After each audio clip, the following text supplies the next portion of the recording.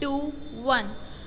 France के लड़ाकू विमान रफाल के सौदे से जुड़े रक्षा ऑफसेट प्रबंधन पर संसद में पेश की गई नियंत्रक और महालेखा परीक्षक की रिपोर्ट में जो खुलासे हुए हैं उनसे इस संपूर्ण रक्षा सौदे पर फिर विवाद के आसार नज़र आ रहे हैं।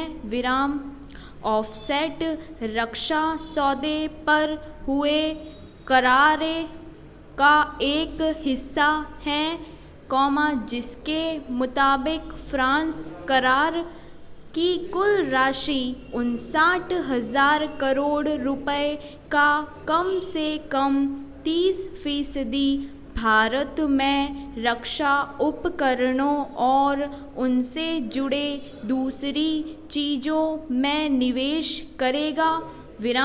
ऑफसेट नीति को लेकर रक्षा मंत्रालय की आलोचना करते हुए कैग की रिपोर्ट में कहा गया है कि लड़ाकू विमान बनाने वाली फ्रांस की कंपनी दसों एविएशन और मिसाइल निर्माता यूरोपीय कंपनी MBDA ने उच्च प्रौद्योगिकी की पेशकश के ऑफसेट दायित्वों को अब तक पूरा नहीं किया है।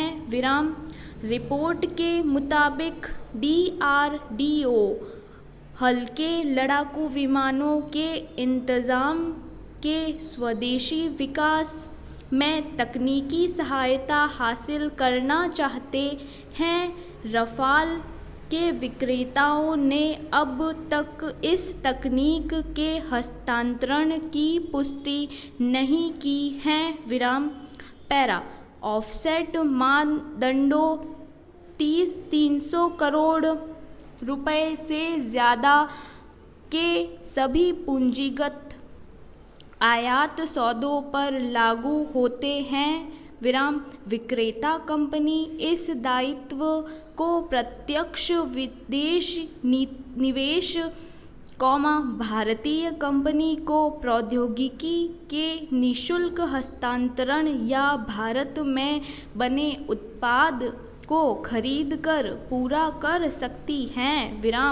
कैग का मानना है कि करार की मियाद खत्म होने तक ऑफसेट दायित्वों को पूरा नहीं किया जाता, तो विक्रेता कंपनी को सीधा लाभ होता। कैग की रिपोर्ट से स्पष्ट है कि रफाल के सौदे में ऑफसेट नीति के वांछित परिणाम नहीं मिले। रक्षा मंत्रालय में इस नीति और इसके अमल पर समीक्षा ज़रूर है।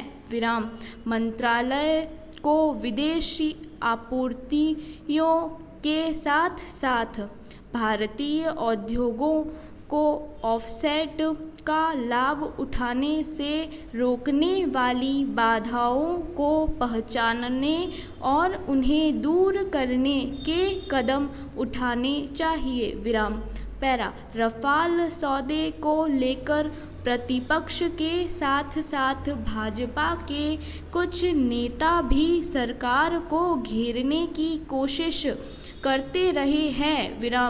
2 साल पहले पूर्व केंद्रीय मंत्री यशवंत सिन्हा, अरुण शौरी और वकील प्रशांत भूषण ने इस सौदे में अनियमितताओं को आरोप लगाते हुए उच्चतम न्यायालय का दरवाज़ा खटखटाया था, लेकिन शीर्ष अदालत ने इस मामले में सरकार को क्लीन चिट दी थी।